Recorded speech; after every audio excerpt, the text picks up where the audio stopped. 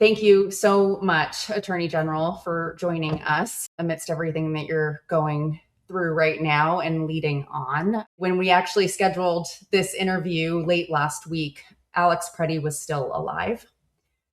We all know and we all watched with our eyes what happened this past Saturday in the Twin Cities when he was executed by ICE agents while he was trying to protect a woman and fellow observer. I don't need to go into the details, you know really well, but we were going to have a conversation about the occupation of ICE in your city and the murder of Renee Good. And now there have been 2 American citizens murdered by ICE. You have been at the forefront, at ground zero of this, and leading the fight against DHS and ICE for your state of Minnesota. So tell me, what actually are you doing to fight back? How is that going? And are there any guardrails actually that can be enforced and put in place given how this administration has responded to these events?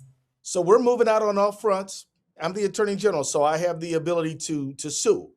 And so we filed a lawsuit against the Operation Metro Surge, suing the Department of Homeland Security and Secretary Noem. The basis for our lawsuit is that, one, we are not obligated under the 10th Amendment to do the bidding of ICE.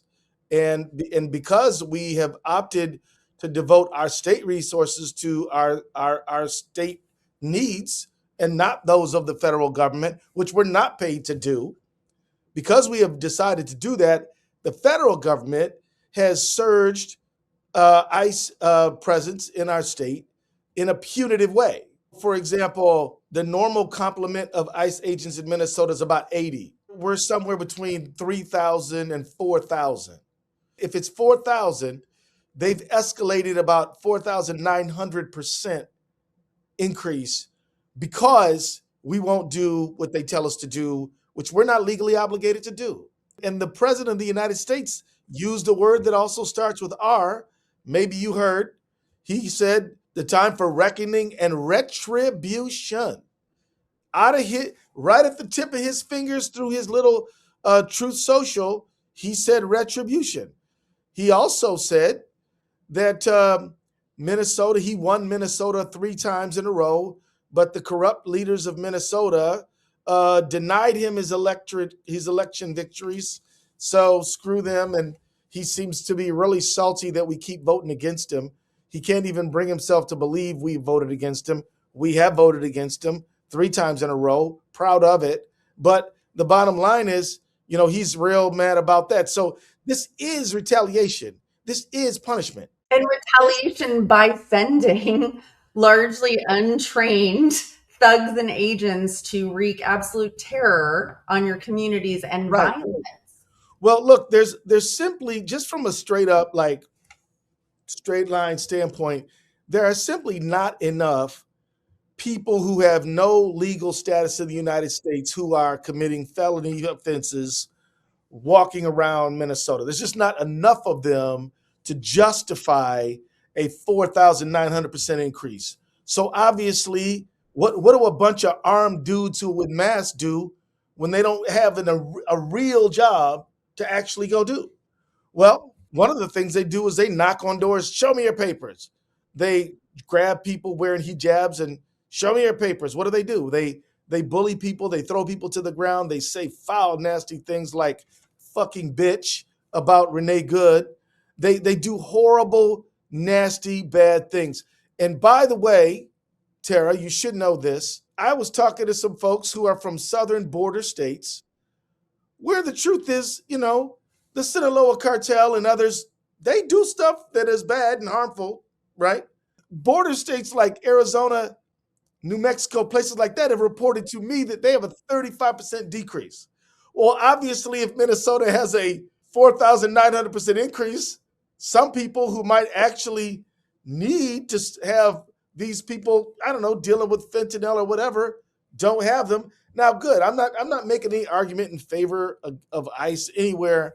I'm so disgusted with this organization. But I will tell you that not every state is the same.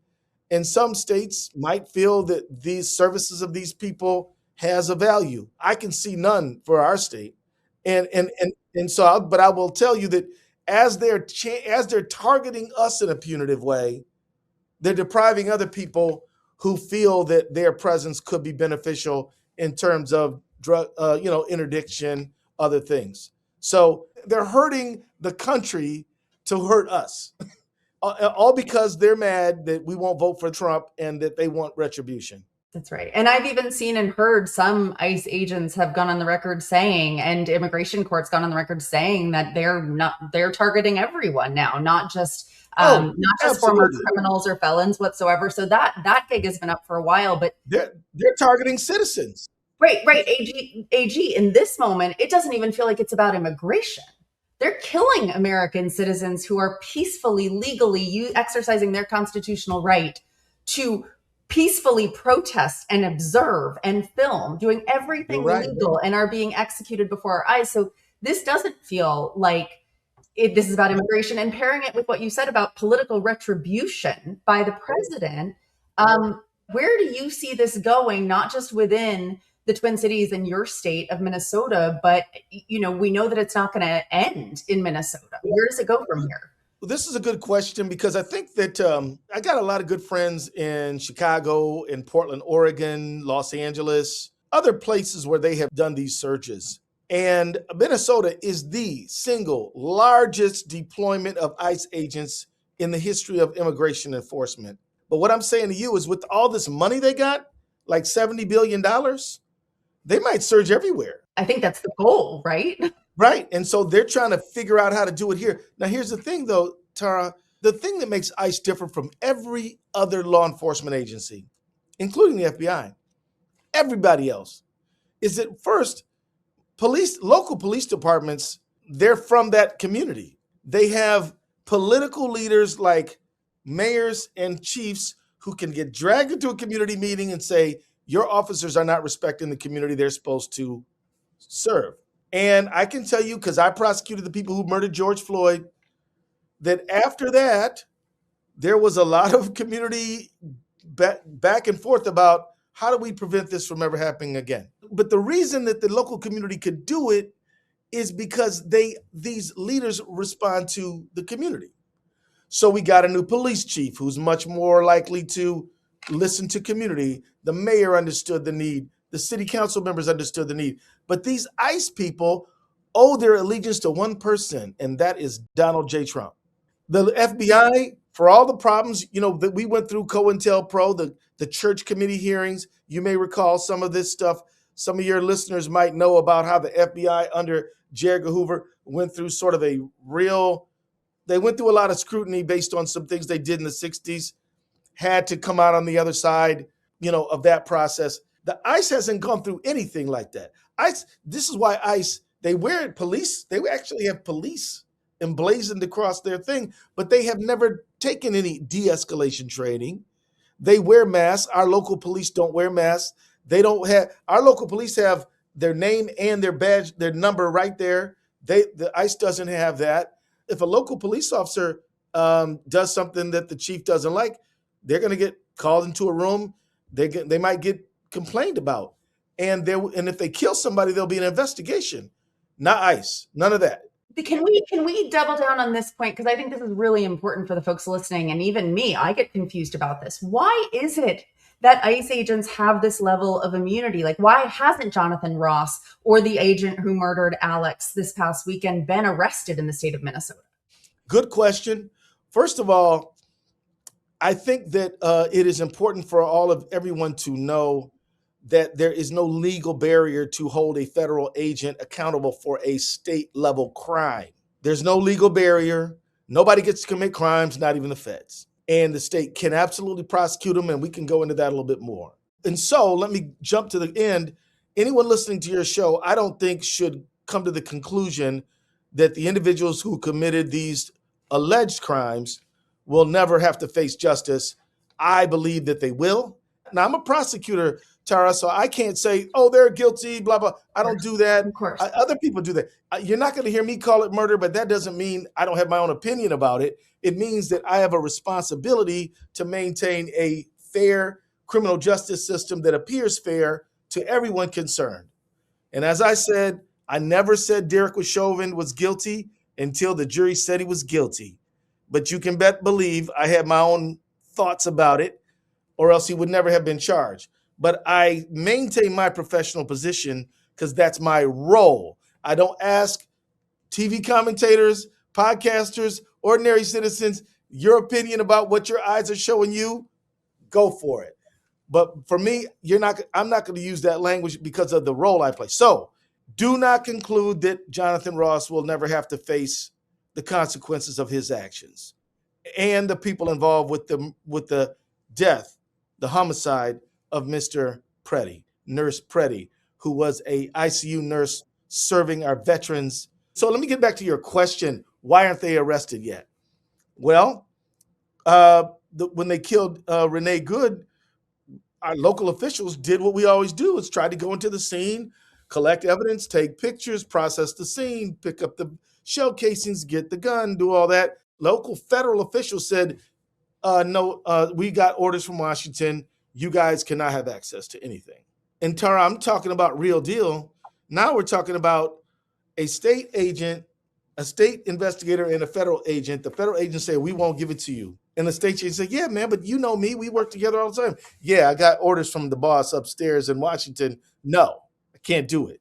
I'm telling you that state agents have got to ask themselves whether it is in the public interest to get into a physical confrontation with federal agents. I'm telling you, no matter how pumped up anybody listening to your show is, that is something that we should all try to avoid. And so I don't want anyone to think that we're not going to get it. We're going to get it. I'm telling you, we're going to get it. But I'm also telling you that that is a barrier that we've encountered. So on the Renee Good thing, they refused to give us access to the investigative file. There was another shooting in North Minneapolis that was non-fatal, same thing, refusal to process the scene and access to the scene. So when it came to the shooting death of Alex Pretti, we go to court, get a temporary restraining order from a judge on a Saturday night, where the judge orders the preservation of the file and enjoins, prohibits the destruction or altering of evidence. Now, my question to you, Tara, is why in the United States, we know it's flawed, and we know its history is deeply flawed, but we do believe that we have a criminal justice system that has integrity and some accountability. Why would you need a court order just to stop ICE from destroying evidence? Well, that's extraordinary, the fact that we would have to do it, but that's what the position they put us in. And the court did rule in our favor, and we are going to process that scene. And the people who killed Alex Pretti should know that they will not be able to just say, oh, we're federal agents, we get to do whatever we want. No, there will be some explaining, there will be some answering, and the criminal justice system of Minnesota is going to put them through the normal course. I'm not saying what the outcome is going to be because I can't.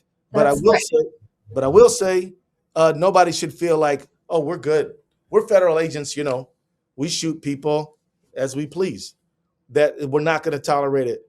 But it has to do with the obstruction we've been receiving and the fact that, if we don't have the gun, we don't have everything. If we don't have a file, it's hard to make an arrest. But we've had to prosecute imperfect cases before where, the person is shot. They clearly was shot, but the gun is just, I don't know, missing. Not everything's going to be laid out in a platter for you in a criminal prosecution or investigation. And so we're not letting a few mishaps daunt us. But I will say, I wonder at one point and at one time, a court is going to be asked a question. Judge, since the federal government had the possession of this property, and since they've kept us from it, can we get an instruction that the absence of this evidence would have been to the disadvantage of the defendant? You follow what I'm saying? I do. Yep.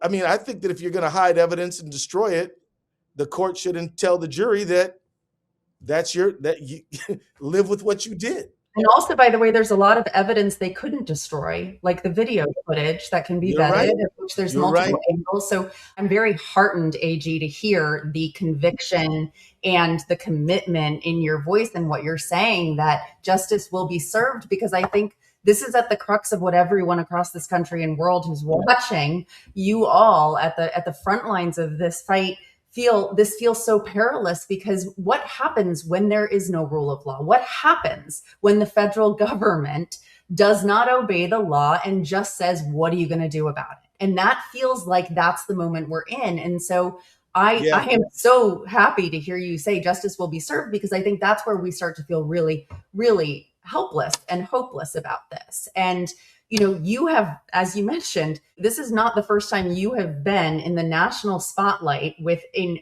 unbelievable abuse of power and overreach that led to a senseless murder, as you brought the conviction for George Floyd's murder 6 years ago. And so how is this, number one, because part of the reason that I do this show is to really talk about not the news of the day and what's happening, but what it means to lead and fight right now in an effective way. Very important. You are doing that as we speak right now. Well, so are you.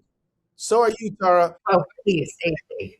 The free independent media is an indispensable partner for justice right now. The free independent media helping you understand what the hell is going on, because you sure can't know what's going on by watching Fox. And quite honestly, some of our mainstream media could do better. I'll leave it right there. Ones that haven't bent their knee to the administration already. Well, I mean, But getting back to my question, AG, how did that experience and moment prepare you and shape you for this one, where again, you're in the national spotlight, you're at the front lines, and you guys are literally showing the rest of the country how to fight? Well, let me just tell you this, Tara. So I'm 62. And I've been a lawyer since 1990. I got 2 kids who are both lawyers, and I feel like I've been around the block a little bit.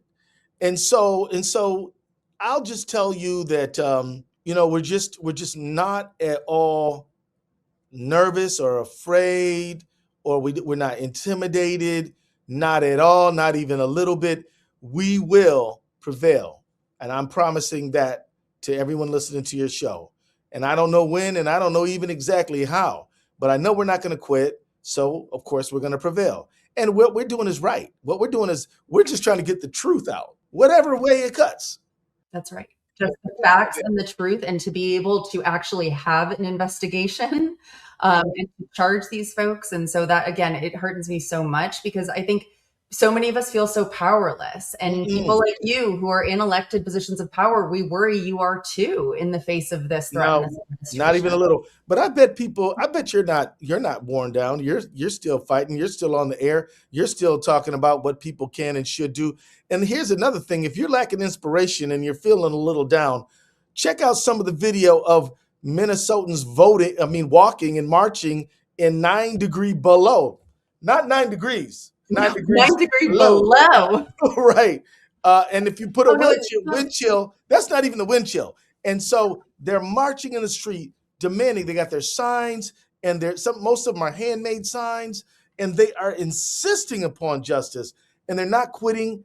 And so you put the free independent media together with the protesters, together with the people who are doing mutual aid, which is extremely important. People making sure the immigrant families have food, rides, things that they need just to get through this horrible moment. What it amounts to is a movement. And I'm telling you, Tara, we are developing an aesthetic of this moment as well. So you may remember the 60s, you had the civil rights marchers. This is before your time or even mine. Ain't gonna let nobody turn me around. Well, they've developed an aesthetic of the movement. And then later you had the 60s, James Brown, and you had an aesthetic. And then in the 90s, you had like Public Enemy, Fight the Power. We developed the artists. I just want to commend the artists who are writing poetry. I read a Amanda Gorman poem about Mr. Pretti. And I hope you can find that and post it for your listeners, because we're developing an aesthetic, because the artists are making a big contribution. Our clergy people, we had like 100 clergy people get arrested on behalf. I mean, even Pope Leo is coming in strong.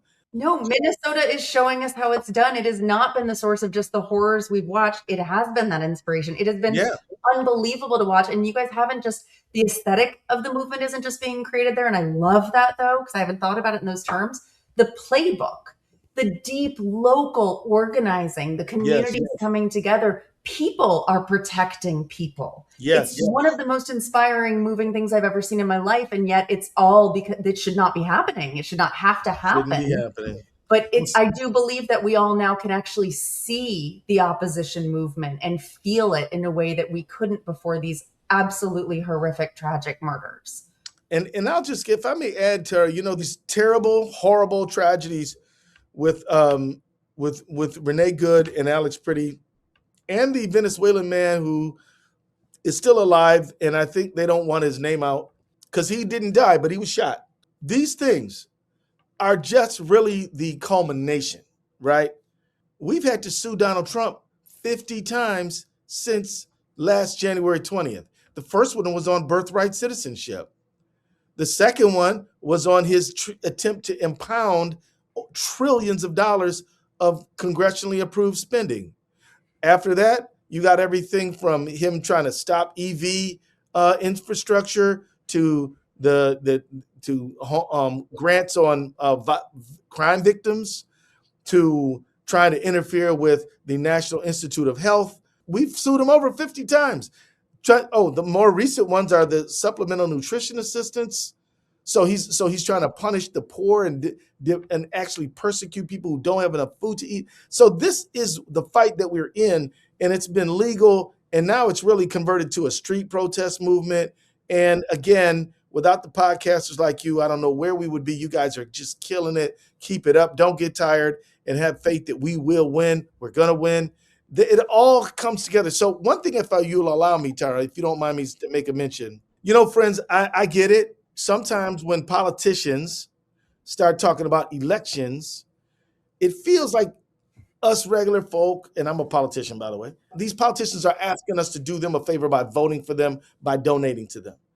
Let me put it another way. Trump escalated ICE against Minnesota and several other places as a result of an election. Now let's think about that. If the progressive left entertains the idea that a progressive politician asking for support in an election is some sort of crass, power grab, ladder climbing bullshit, if we think that, then aren't we leaving power off of the table that we could have? If we can get control of Congress in November, that changes the game for Trump. And what that means is that we can end this horror show. I'm saying this, Tara, because somebody said to me, I don't want to hear any politicians raising money until you stop this bad thing from happening. I'm like, as emotionally with you I am, this doesn't end until we get new people in office. No. And I think, AG, that the message has to be vote because we also know that the organizing right now, the pressure, it's work. We are seeing them squirm. They know that this is not good, what is going on, and who knows what they'll actually do about it, because we also know they double down and there's no floor for these people. But it is vote because I do think a lot of people, especially people who never miss an election, right? A lot of our listeners are very deeply engaged folks. There's plenty of them listening that also probably sat out 2024 because they didn't like the options, which, we're beyond that. We're beyond politics and partisanship, everybody. This is about, do we want to live in a society with rule of law or not? Because right now we're not fully. And so it's vote because a lot of people who do vote all the time are like, wait, what can I do right now? I endorse that 100%. That's the last question I have for you, AG, is are regular citizens like myself who are not elected leaders in power, are we powerless, or what role do we have in continuing to kind of fuel and grow this opposition movement that's so necessary?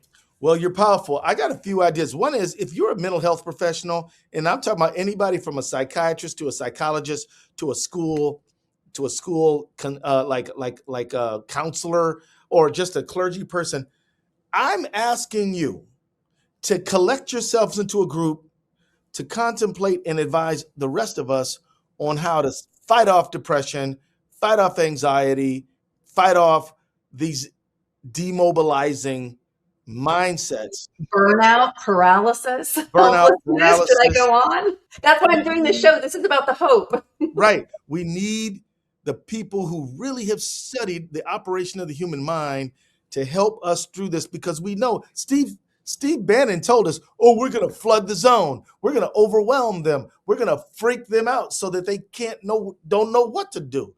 Well, if you know that's what they're trying to do to you, don't let them do it.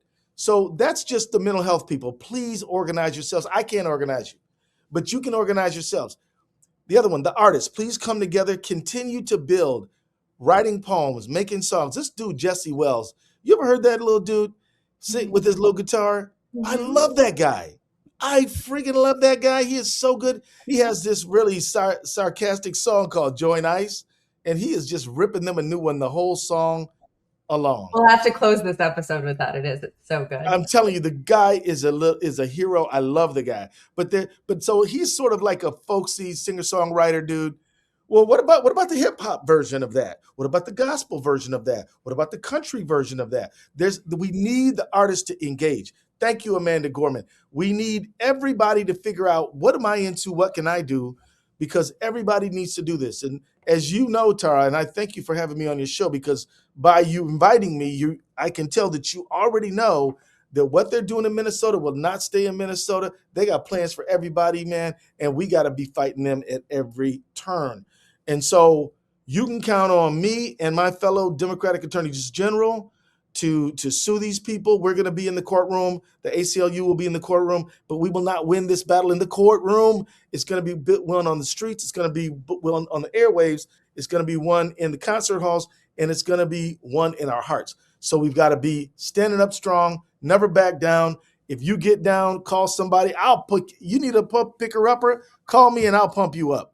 But I was going to say, AG, I thought this was going to be the most serious, depressing conversation, given you were in the midst of all of this, and you just gave me deep hope. Like, what an incredible message to leave us with. And thank you, Attorney General, for what you're doing, for leading the fight in Minnesota, but also showing the rest of the country how we fight and how we still embrace joy in this resistance, and that we will prevail, because that is definitely what I needed to hear today, and what I think so many people listening need to hear. Gloves off, baby.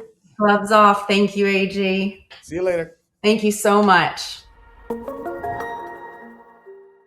These conversations and the courage of these leaders are only as contagious as the audiences we reach. So if you felt inspired by this conversation and episode, please consider sharing it on your own social platforms and with your friends and networks. If you don't already, please follow Courier Newsroom wherever you follow news and information, Facebook, Instagram, TikTok, and hit that subscribe button on YouTube so you can be the first to know when our next conversation drops. So excited to be in this fight with all of you. And until next time, please take care of yourselves. We need you.